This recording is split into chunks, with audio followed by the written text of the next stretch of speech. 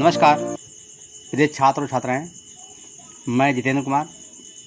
ये वीडियो हमारी 50 की है और इससे पहले भी 40 की पढ़ी हैं, 50, 60, 70, 80 की पढ़ी हैं, जो शॉर्ट हैंड सिंह पढ़ाली की बुक पे पढ़ी हैं। तो आप सीक्वेंस से करें, पहले कम से ज़्यादा की ओर करें।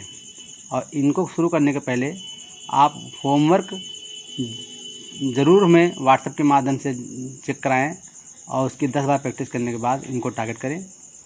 और विशेष जानकारी के लिए जो नए बच्चे हैं वो मुझसे कांटेक्ट करें।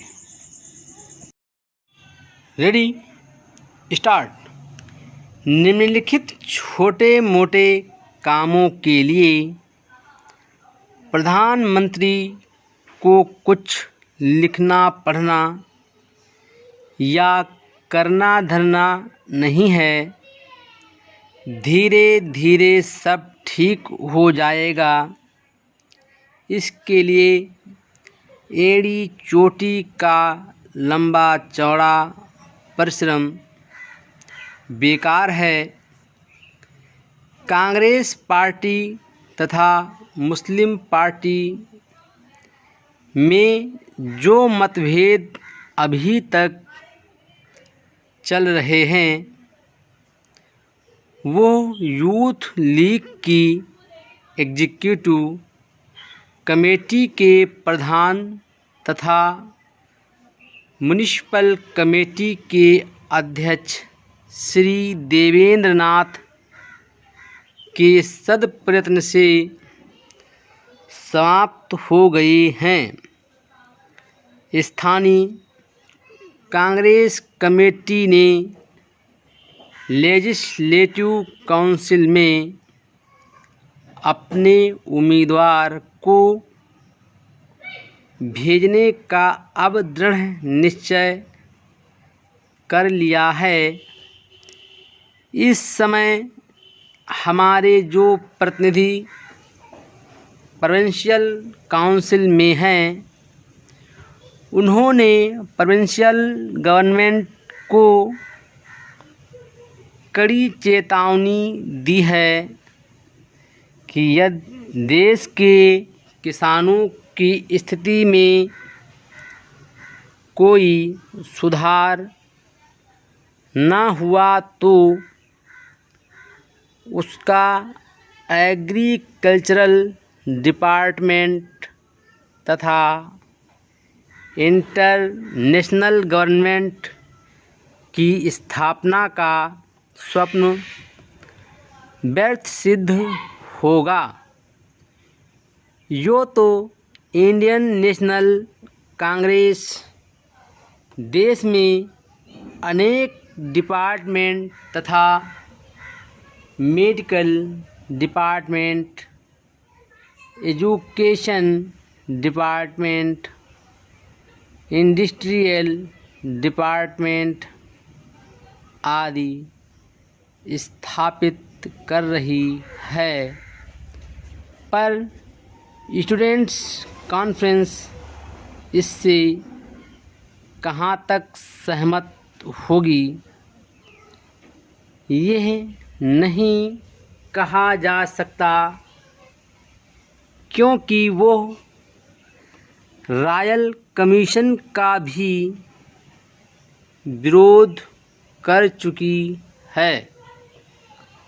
समस्या यह है कि क्या महंगाई भत्ता बढ़ाने से कोई अंतर पड़ता है?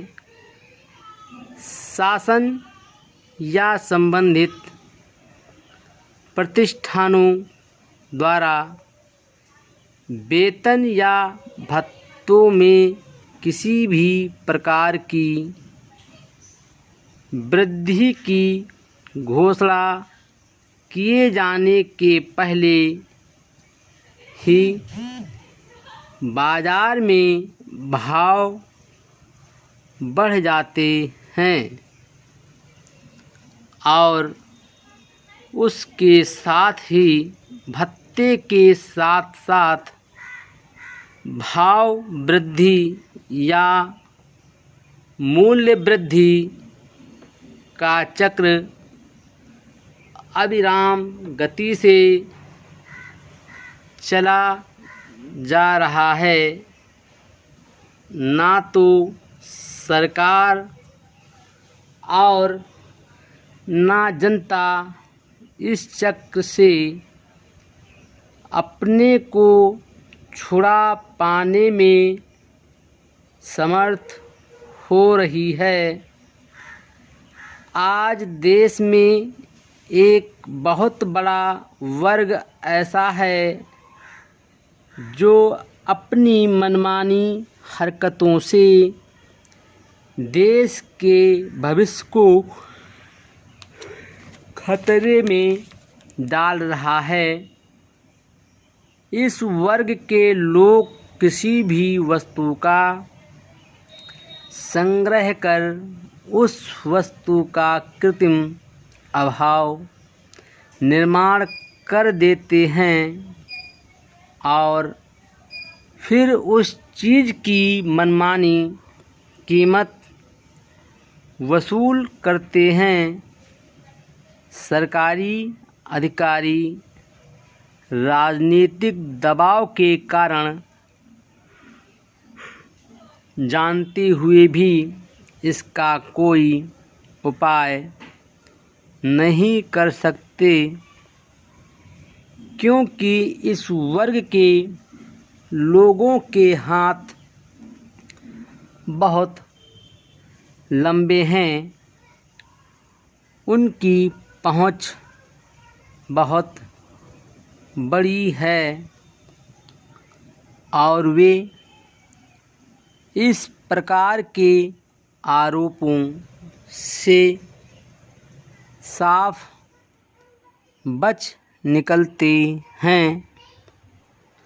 अंततः संबंधित अधिकारियों को जनता की ओर से उनकी असफलता के कारण तथा शासन की ओर से अवांछनीय कार्यों के लिए कोप का शिकार होना पड़ता है। इस सब की परिणति यह होती है कि अधिकारी वर्ग निराश और निश्चेष्ट होकर अपने को समय के अनुसार निष्क्रिय बनाकर अपने सेवा काल में कम से कम झंझट का सामना करते हुए अपनी भावी पेंशन को पाने के लिए अपनी सेवा की अवधि पूरी करने में अग्रसर होता है। स्वतंत्रता के बाद जिस रफ्तार से देश में शिक्षा का विस्तार हुआ, मेडिकल इंजीनियरिंग, कृषि आदि विशेष शिक्षा के क्षेत्र में नए नए विद्यालयों की स्थापना की गई, उनमें प्रदेश की संख्या दुगनी चौगुनी की गई। वहाँ इस ओर कोई ध्यान नहीं दिया गया कि आखिरकार इन शिक्षित लोगों को कहाँ काम दिया जाएगा। देश की भूमि के कितने प्रतिशत पर निर्माण कार्य कराए जा सकते हैं, कितने बांध बनाए जा सकते हैं, कितने अस्पताल खोले जा सकते हैं, तथा कृषि यंत्रीकरण की दिशा में कृषि स्नातकों की कितनी आवश्यकता होगी, इस सब का कोई सही अनुमान नहीं लगाया गया। राजनीतिक स्तर पर दबाव पड़ने पर इस प्रकार के कॉलेजों की बेशुमार संख्या में वृद्धि की गई। फिर उनमें प्रवेश संख्या में भी वृद्धि की गई और उसका परिणाम हमारे सामने है। शिक्षितों की बेकारी अभी भी समय है कि शासन और जनता दोनों ही इस समस्या का समाधान निकालने में व्यवहारिक दृष्टिकोण अपनाएं। Full stop.